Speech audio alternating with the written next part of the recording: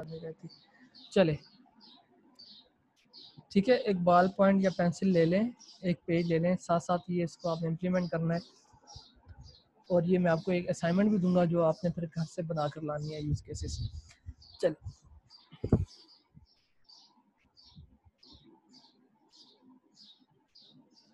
मैं screen share कर देता हूँ।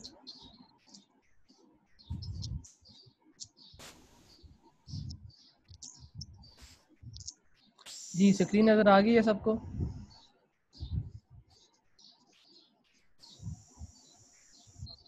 यस सर आ रही।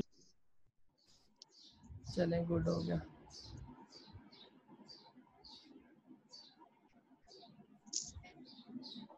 चलें जी, सबसे पहले यूज़ केस क्या होता है। देखिए हमारे पास दो किस्म की लैंग्वेजेस होती हैं, एक FDD लैंग्वेज होती सर है। मुझे तो स्क्रीन नजर नहीं आ रही। आपको नज़र नहीं आ रही? आपको नज़र नहीं आ रही बेटा? सर वो नेट इशू की वजह से। आपको नज़र नहीं आ रही? मुझे जवाब दें जल्दी, टाइम नहीं है। सर हमें तो आ रही है। शीरी ज़ारा,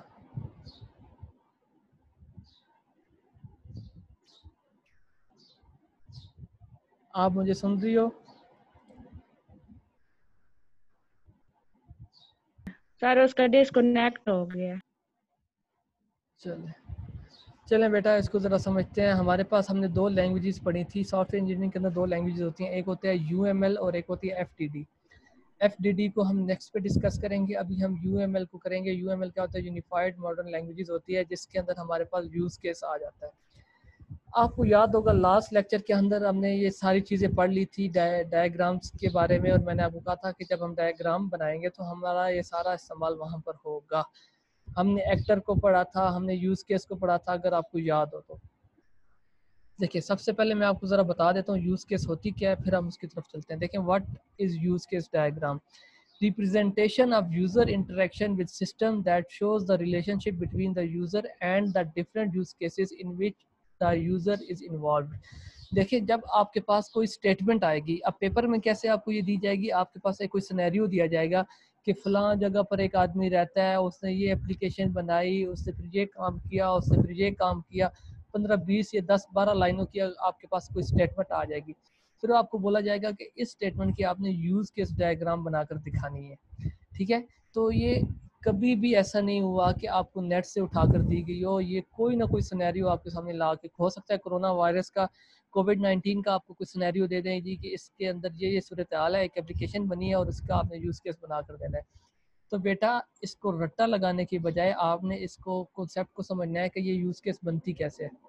जब आपको ये पता चल जाएगा कि बनती कैसे है, तो फिर आपके लिए कोई मुश्किल नहीं होगी, आप इजीली बना सकते हो।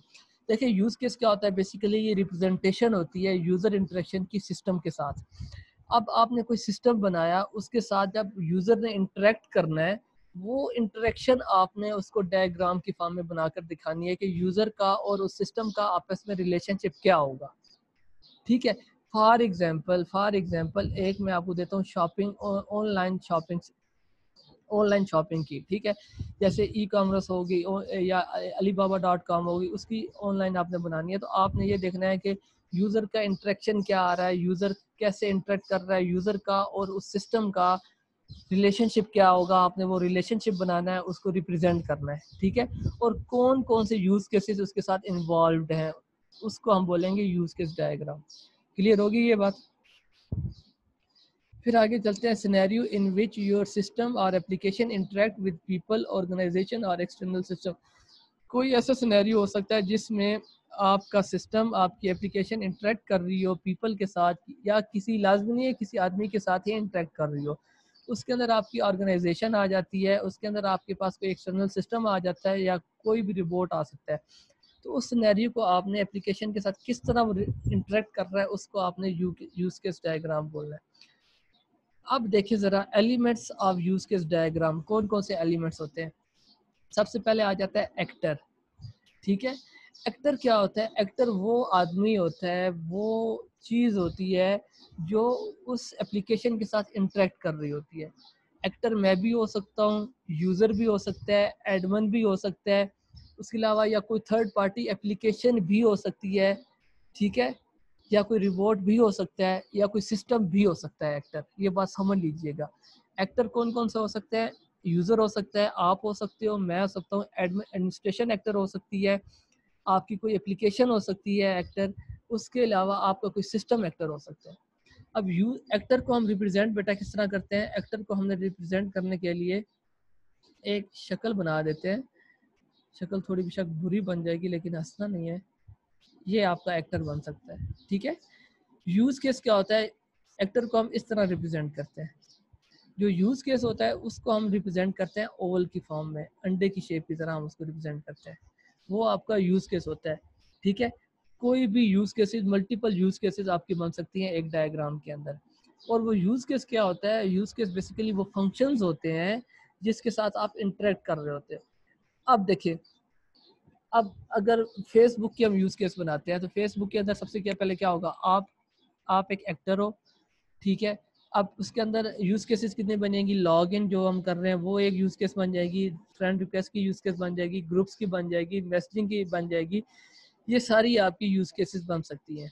अब एक्टर का और यूज़ केस का आपस में जो रिलेशन होता है बेटा, उसको हम बोलते हैं एसोसिएशन, ठीक है।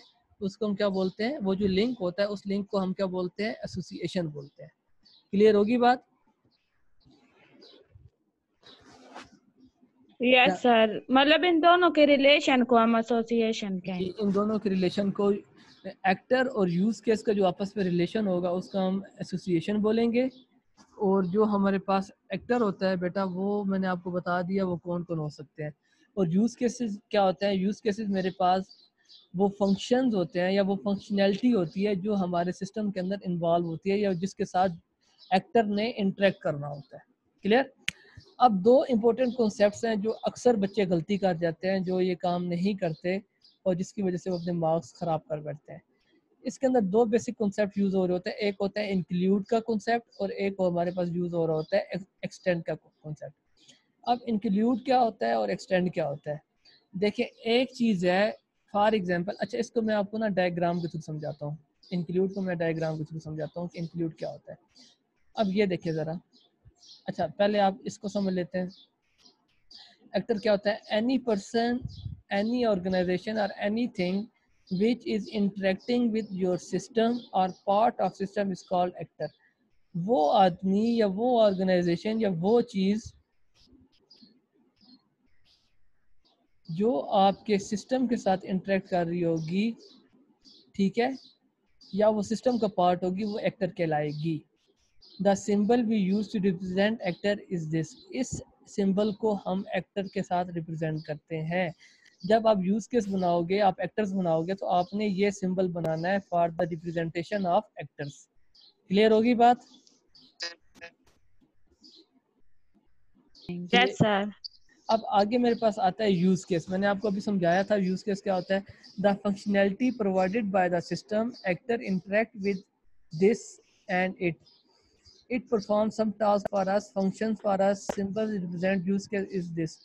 देखें जी, वो फंक्शनैलिटी जो सिस्टम हमें प्रोवाइड करता है और जिसके साथ एक्टर हमारा इंटरेक्ट कर रहा होता है, उसको हम क्या बोलते हैं? यूज केस बोलते हैं। क्लियर? वो फंक्शनैलिटी देखिए। अब ना, आप मुझे ये बताएं कि व्हाट्सएप की कितनी फंक्शनैलिटीज़ हैं। आप मुझे व्हाट्सएप की सिर्फ फंक्शनैलिटीज़ बताएं। कौन कौन से फंक्शंस हैं व्हाट्सएप के अंदर? सब इस्तेमाल करते हैं ना व्हाट्सएप के। कौन कौन से फंक्शंस हैं? यस सर, चैट कर रहे हो तो वॉइस मैसेज होते हैं, ठीक है, स्टेटस वगैरह, चैट जो हो जो गया, उसने सिस्टम हमें चैट हो फंक्शन गया, प्रोवाइड वॉइस मैसेजेस हो किए गए, हैं। उसके वॉइस अलावा मैसेज। स्टेटस हो गया आपका। यस। ठीक है, ये सारे जो फंक्शंस हैं ये सारे आपके क्या बनेंगे? आपके ये बनेंगे यूज केसेस। एक यूज केस, दूसरा, तीसरा। अब यहाँ पे आपका एक एक्टर बन जाएगा जो इनके साथ इंटरेक्ट करेगा। क्लियर? अब एक और चीज़, अब व्हाट्सएप पे सबसे पहले जब आप स्टार्ट करते हैं, मोबाइल के अंदर इंस्टॉल करते हैं, सबसे पहले आपको लॉगिन होना पड़ता है, मतलब आपको रजिस्टर्ड होना पड़ता है। तो सबसे पहला जो आपका बनेगा यूज केस, वो कौन सा बनेगा? लॉगिन का बनेगा। क्लियर हुई मेरी बात? क्लियर है पॉइंट? Yes sir. जी, ये मेरे पास आपके यूज केसेस बनेंगे। अच्छा, एसोसिएशन की अभी मैंने आपको बात की थी। एसोसिएशन क्या होती है, देखिए ज़रा। एसोसिएशन क्या होती है, this is a simple line between actor and use case. It represents simply which actor is interacting with each use case. ठीक है, ये बेसिकली आपके पास एक सिंपल लाइन होगी।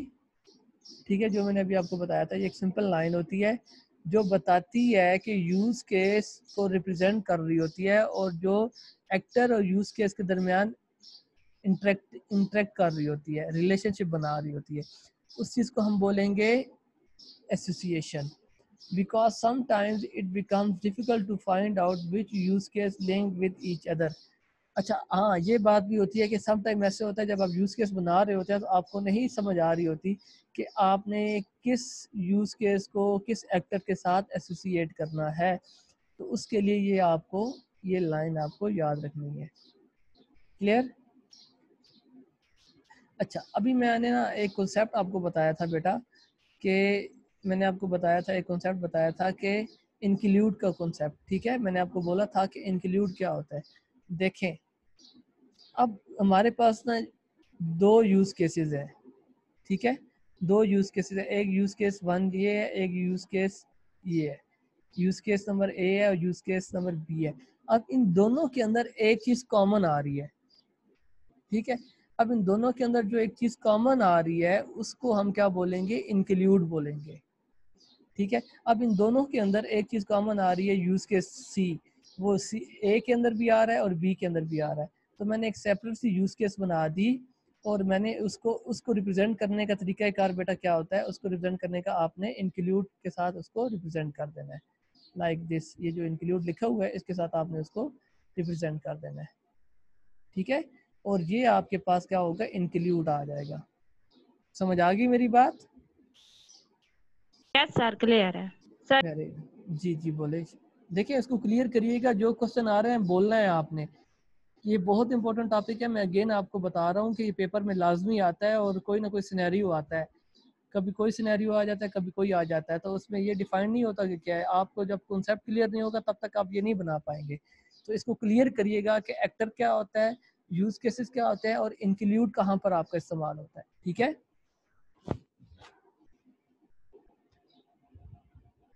जी आगे चलते हैं। अब ये एग्जांपल देख लेते हैं, प्रैक्टिकल एग्जांपल देख लेते हैं इंक्लूड की।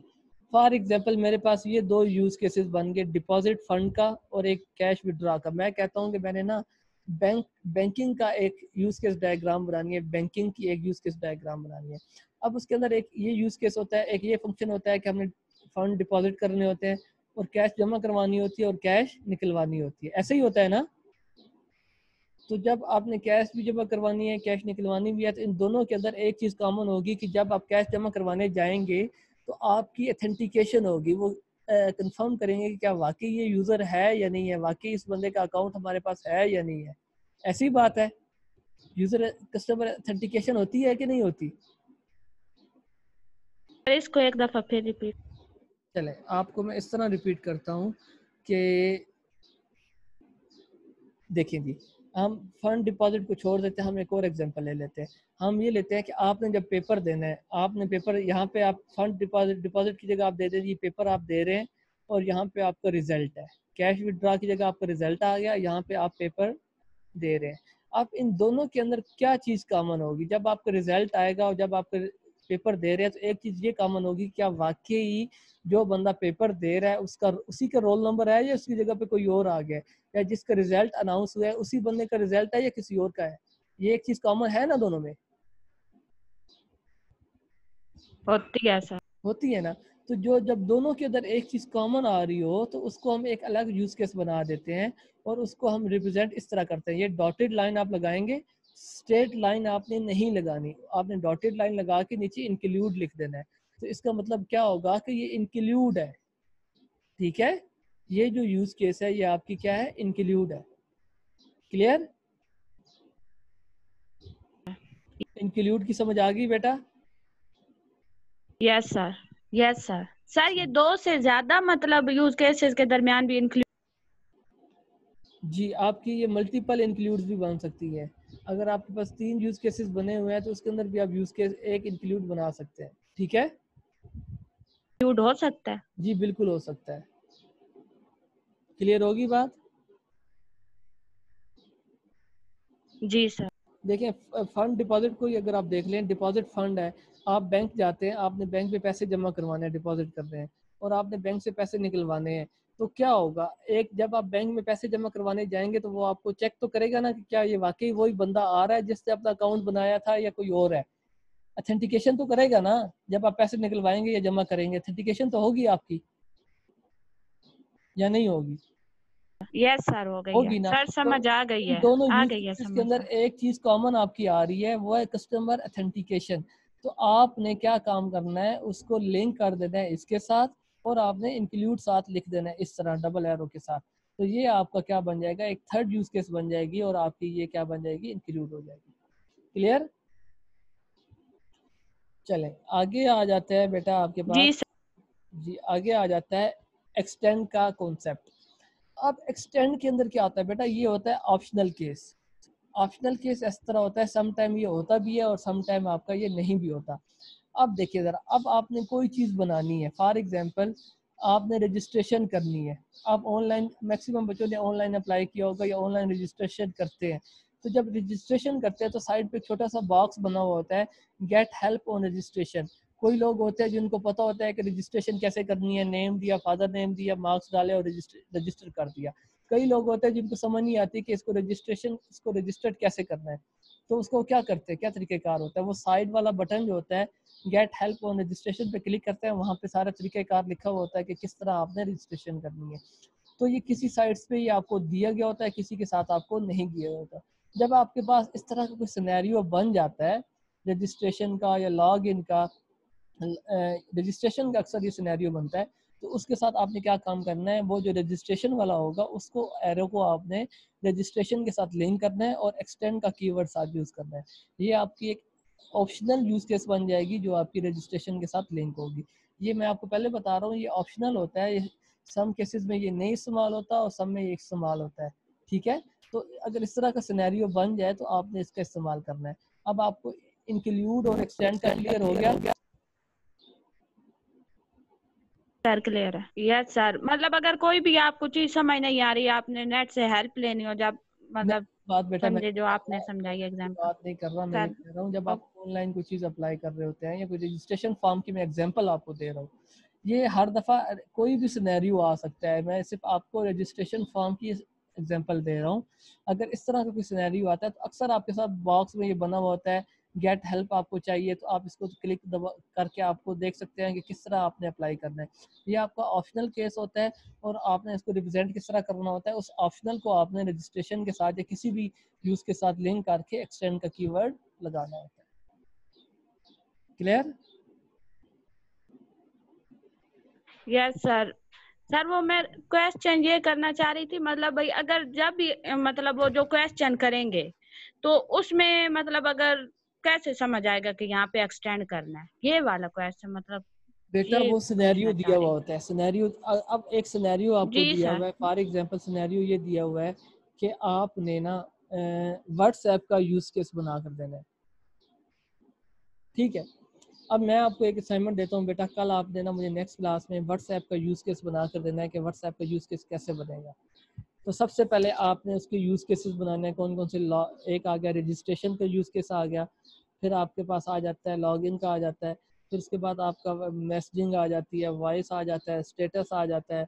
ठीक है, उसके बाद आपके कॉन्टैक्ट्स आ जाते हैं जो आपने ऐड करने होते हैं, ये आपके पास यूज़ केसेस बन गए। जब आप रजिस्ट्रेशन पे गए हैं तो आप रजिस्ट्रेशन में अगर आप चाहते हैं कि आप यूज़र को आप इंफॉर्मेशन देना चाहते हैं तो साथ आप एक और इसके साथ लिंक कर सकते हैं कि ये आपका एक्सटेंड यूज़ केस बन गया। ठीक है, जहाँ पे इंक्लूड बनेगा वहाँ पे आपने इंक्लूड का यूज़ केस बनाना होगा, जहाँ पे आपको लगता है कि ये एक्सटेंड का बनता है वहाँ पे आपने बना देना है। ये डिपेंड कर रहा होता है सिनेरियो के ऊपर, क्वेश्चन के ऊपर डिपेंड कर रहा होता है कि वो चाहता क्या है बंदा। क्लियर? जी सर। चलिए नेक्स्ट। अब बेटा ये मेरे पास आ गई एक यूज़ केस डायग्राम। ठीक है, अब इस यूज़ केस डायग्राम को हम ज़रा समझते हैं। फिर हम इसके ऊपर थोड़ा काम करते हैं। देखें जी, ये मेरे पास एक यूज़ केस डायग्राम है। ये बेसिकली, अच्छा अब मैं आपको ज़रा समझा देता हूँ कि इसका काम क्या होता है। एक मिनट ज़रा, गया किधर है यार।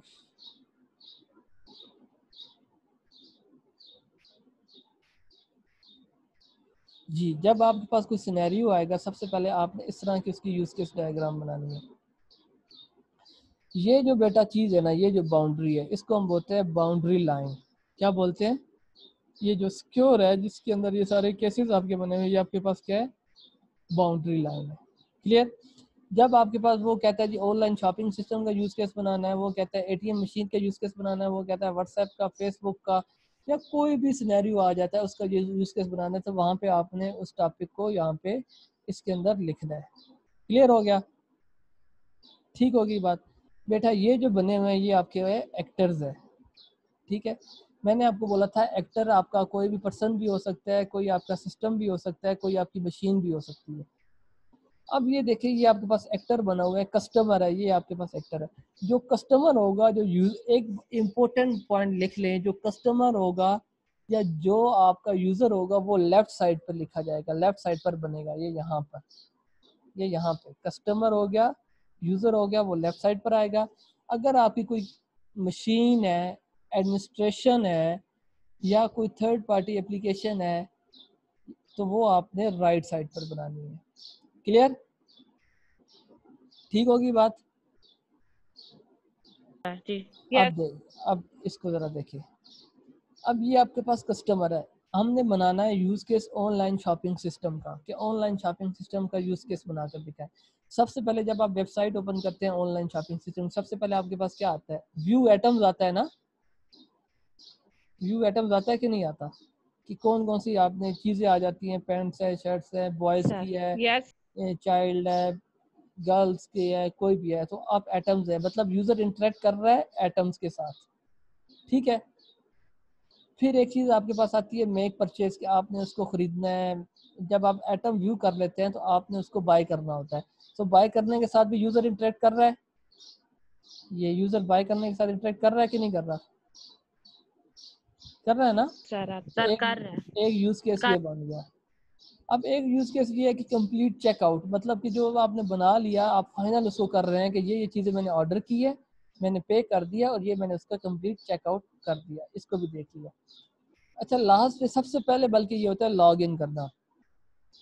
सॉरी, मैंने उल्टा स्टार्ट कर दिया था। सबसे पहले होता है लॉग इन करना।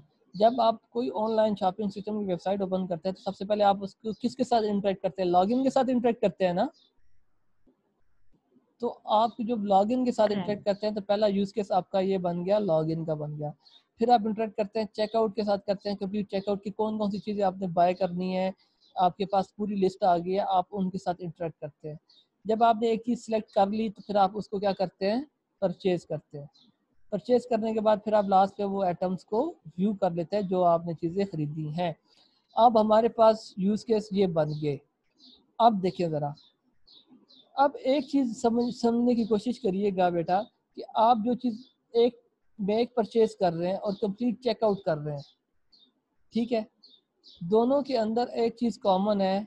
ठीक है, दोनों के अंदर एक चीज़ कॉमन आ रही है। बल्कि आप यहाँ पर अगर देखें, जो व्यू आपने आइटम किए हैं, जो आपने परचेज किए हैं, ठीक है, व्यू आइटम और जो परचेज किए हैं आपने, एक चेकआउट आपने कर दिया, एक आपने चेक कर लिया, ठीक है, कि कौन सा ऐप आपने ख़रीदना है। सबसे पहले जब आपने लॉग इन किया तो आपने आइटम्स वो सारे चेक किए कि कौन कौन से आइटम्स आपने ख़रीदने हैं। ठीक है, ख़रीदने के बाद आपने वो आइटम व्यू कर लिए। इन दोनों के दरमियान एक चीज़ कॉमन आ रही है, वो ये है कि जो चीज़ आपने ख़रीदनी है वो आपने उसको पे भी तो करना है कि नहीं करना। आइटम व्यू करेंगे तब भी आपको पे करना पड़ेगा ख़रीदने के लिए, जब आप चेकआउट करेंगे तब भी आपको पे करना पड़ेगा ख़रीदने के लिए। ऐसी बात है, ऐसा ही है ना? Yes sir. तो ये जो दरमियान वाला हमारा एक यूज़ केस बना, ये आपका बन गया इंक्लूड का। अब मैंने आपको बोला था बेटा कि इंक्लूड आपका क्या होता है, ऑप्शनल होता है या नहीं होता? पहले तो मुझे ये बताएं। सर इंक्लूड नहीं ऑप्शनल होता, दूसरे वाला ऑप्शनल जो आपने लास्ट में बताया था। एक्सटेंड सर, एक्सटेंड जो है वो देखिए ये आपके पास आ गया ना कस्टमर, जैसे दोनों में कॉमन आया, तो सेम इन दोनों के अंदर एक चीज़ कॉमन आ रही है परचेज की, तो आपने एक और यूज़ केस बना दिया थर्ड वाला, जिसको आपने नाम दे दिया मेक परचेज का, और आपने इनको आपस में लिंक कर दिया। ठीक हो गया, ये तो आपका कस्टमर था। अब इसके साथ और कौन कौन सी चीज़ें आपकी इन्वॉल्व हो रही है। देखिए जब आप लॉग इन करते हैं तो लॉग इन के बाद जब आपको अथेंटिकेशन कौन देता है, वो जो सर्विस आपको अथेंटिकेट कर रही होती है सिस्टम कर रहा होता है ना। जब आपने लॉग इन बेटा किया तो लॉग इन के बाद आपको कौन बताता है कि आपका पासवर्ड ठीक है या गलत है, सिस्टम बता ऑप्शनल रहा है होता है। सर, सिस्टम ही बताते हैं। तो एक आपका जो बना एक्टर बन गया, वो आपका एक सर्विस अथेंटिकेशन का बन गया। ठीक हो गया। अब वो सर्विस अथेंटिकेशन आपका चेकआउट पे भी साथ लिंक कर रहा है, व्यूज एटम के साथ भी लिंक कर रहा है। ठीक है, क्योंकि जब आपने एटम व्यू करने हैं तो उससे आपको अथेंटिकेट करना है कि ये एटम आप व्यू कर रहे हैं। जब आपने चेक करना है तो उससे आपको बताना है कि ये आपने चेकआउट कर लिया है। ठीक हो गया। फिर आपका एक एक्टर बना आइडेंटिटी प्रोवाइडर का। ठीक है, जो आपको आइडेंटिटी प्रोवाइड करके दे रहा है, जो आपको एटम्स प्रोवाइड करके दे रहा है, जो आपको चेकआउट की फैसिलिटी दे रहा है, तो उसका कौन कौन सा बन गया, एक व्यू एटम के साथ उसका रिलेशन बन गया। ये आपका सिस्टम के साथ जो इंटरेक्ट है, ये मैंने आपको बोला था कि आपका एक्टर सिस्टम भी हो सकता है और कोई कस्टमर भी हो सकता है। तो मैंने आपको बोला था कस्टमर लेफ्ट साइड पे आएगा और सिस्टम या एडमिनिस्ट्रेशन आपकी राइट साइड पे आएंगे। तो जब आपने एटम व्यू किए, वो आपका कस्टमर भी कर रहा है, और जो व्यू करके आपको दे रहा है, आइडेंटिटी प्रोवाइड कर रहा है, वो आपका एक आइडेंटिटी प्रोवाइडर का एक आपका एक्टर बन गया। अब जो कंप्लीट आपका चेकआउट करके दे रहा है, वो भी आपको आइडेंटिटी प्रोवाइडर दे रहा है, तो इसको आपने व्यू एटम को और इसको आपने इसके साथ लिंक कर दिया। क्लियर हो गया। एक और आपका यूज के बना क्रेडिट पेमेंट सर्विस। जब आपने चेकआउट कर लिया, जब आप चेकआउट करोगे तो आपको पेमेंट करनी पड़ेगी, आपको क्रेडिट कार्ड की इंफॉर्मेशन तो देनी पड़ेगी। जब आपको क्रेडिट कार्ड की इंफॉर्मेशन देनी पड़ेगी, तो वो जो क्रेडिट कार्ड की आपको इंफॉर्मेशन दे रहा होता है, वो आपको कौन दे रहा होता है, वो आपको बेटा क्रेडिट कार्ड की इंफॉर्मेशन क्रेडिट पेमेंट सर्विस आपको दे रही होती है। तो आपका एक एक्टर ये क्रेडिट पेमेंट सर्विस वाला बन गया। अब इसके बाद एक और आपका लास्ट बना यूज एक्टर बना पेपैल का। पेपैल बेसिकली क्या होता है, जिसके थ्रू आप अपना पैसे ट्रांसफर कर रहे होते हैं। बेसिकली पेपैल एक ऐसी आप इसको कह सकते हैं कि थर्ड पार्टी एप्लीकेशन होती है, जो वेब को और यूज़र को आपस में मिला रही होती है। आपने एक चीज़ बाय की, अब आपने पे करना है उसको, तो वेबसाइट वाले कहते हैं कि ऐसी सर्विस लेकर आएँ जिस पर यूज़र को भी एतमाद हो और हमें भी एतमाद हो। उन्होंने पेपैल को इंट्रोड्यूस करवा दिया कि आप अपने पैसे जो है पेपैल के थ्रू ट्रांसफ़र करेंगे। वेब एप्लीकेशन वाले भी कहते हैं कि पेपैल के थ्रू आपने अपने पैसे ट्रांसफ़र करने हैं, और यूज़र को भी एतमाद होता है कि ये आपकी जो सर्विस है ये ठीक है, ये आपके पैसे लेकर भागेंगे नहीं, आपको ये जो आपने ऑर्डर किया वो आपको मिलेगा। तो एक रिलेशन आपका इसके साथ बन गया। तो जो आपका ऑनलाइन शॉपिंग सिस्टम का यूज़ केस बना, वो ये कंप्लीट आपका यूज़ केस बन गया। क्लियर हो गया यूज़ केस। ये आपकी यूज़ केस डायग्राम बन गई। आपको कोई भी स्टेटमेंट दी जा सकती है, आपने उसकी यूज़ केस डायग्राम बनानी है। और एक और बात मैं आपको बता दूं, कभी भी किसी भी इंसान की सेम यूज़ केस एक जैसी नहीं होती। ये बात, इस बात पे टेंशन ना लीजिए कि फ़लाँ ने किसी और तरीके से बनाई है और फ़लाँ ने। आप व्यू एटम की जगह कोई और नाम भी लिख सकते हैं, आप इसकी जगह कोई और नाम भी लिख सकते हैं, इसकी जगह कोई और नाम भी लिख सकते हैं। सिर्फ और सिर्फ ये होना चाहिए कि साथ वाले ने कोई और नाम लिखा है, आपके कोई और नाम है, लेकिन यूज़ केसेस बनी हुई हैं, तो मतलब आपका ठीक है। ये नहीं हो सकता कि उसने नाम कोई और लिखे और आपने कोई और नाम लिखे तो आपकी यूज़ केस गलत होगी, ऐसा नहीं होता। आपके कॉन्सेप्ट देखे जाएंगे कि आपने कितनी यूज़ केस बनाई है, और जो सिनेरियो दी है उसकी बेस पे आपकी यूज़ केस कैसी बनी हुई है। क्लियर होगी बात या नहीं? सर ये इधर वाले जो सर राइट साइड वाले हैं ना सारे, वो नहीं समझ आ रही थी। दोबारा समझिए इसको। देखिए मैं आपको ये बता रहा हूँ कि राइट साइड वाले आपकी, जो आपका कस्टमर होगा या यूज़र होगा, वो आपका लेफ़्ट साइड पे आएगा। अगर कोई एडमिन है, कोई सर्विस है, कोई सिस्टम है, वो आपकी राइट साइड पर आ जाएगी। देखिए वो भी आपके एक्टर ही कहलाते हैं, लेकिन वो राइट साइड पर होते हैं। हमने यूज़ केसेस क्या होता है, वो फंक्शंस होते हैं जिनके साथ आपके एक्टर इंटरेक्ट कर रहे होते हैं, आपने बताना होता है।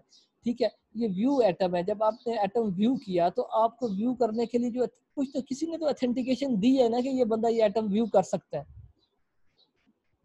ऑथेंटिकेशन आपको मिली है तो आप व्यू कर रहे हैं ना। Yes yes. वो जो ऑथेंटिकेशन दी है वो आपका एक एक्टर बन गया, ठीक है।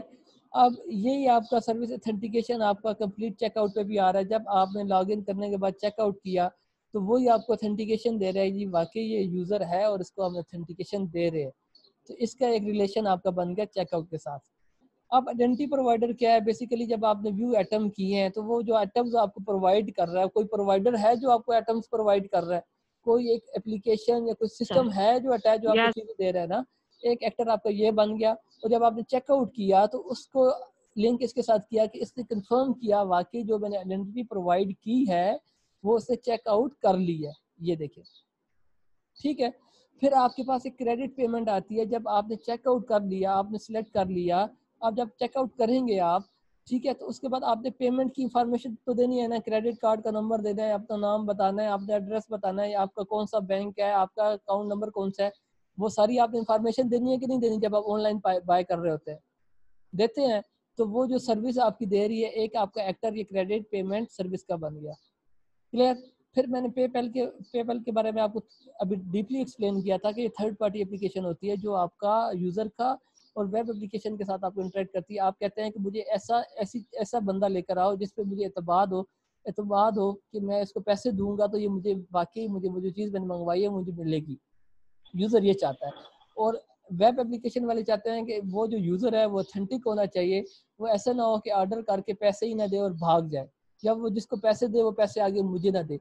तो उन्होंने एक थर्ड बंदे को इन्वॉल्व कर दिया, पेपैल को। उससे कहा कि तूने पैसे लेने हैं और हमें दे देने हैं, हम उनको ऑर्डर दे देंगे। समझ आ गई बात की? तो वो जो यस पेपैल है सर। वो चेकआउट के साथ लिंक कर रहा है कि जब आपने पेमेंट की इंफॉर्मेशन देनी है, क्रेडिट कार्ड की इंफॉर्मेशन देनी है, तो उसके साथ ये लिंक करना होगा। तो ये आपकी ऑनलाइन शॉपिंग सिस्टम की बेटा बन जाएगी यूज केस डायग्राम। कोई क्वेश्चन यूज केस के रिलेटेड तो मुझसे पूछ ले। मैंने आपको असाइनमेंट देनी है, 2 यूज केसेस मैंने आपको देने हैं जो आपने बनाकर लाने हैं। मुझे गलत बना दें, मुझे जो मर्जी दिल है बना दें, मुझे आपने खुद बना कर देने। बेशक गलत होने पे मैं किसी को कुछ नहीं करूंगा, ना डांटूंगा ना इंसल्ट करूंगा, लेकिन बनानी आपने खुद है, चाहे जैसी बनाओ। सिर्फ और सिर्फ जो मेन मिस्टेक है वो नहीं होनी चाहिए। आपको पता होना चाहिए कि यूज केसेस कहाँ पर बनने हैं, बाउंड्री लाइन क्या होती है, एक्टर क्या होता है, कस्टमर कहाँ पर आएगा, ठीक है, सिस्टम की इन्वॉल्वमेंट कहाँ पर होगी, एडमिनिस्ट्रेशन की इन्वॉल्वमेंट कहाँ पर होगी। क्लियर? गई है। Yes sir. चलें, क्लियर हो गया। ये मैं स्लाइड्स आपको दे दूंगा, ठीक है, और मैं आपको दे देता हूँ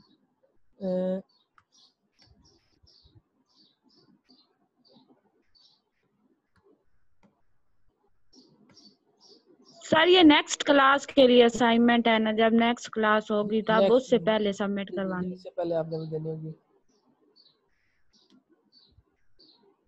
ठीक है।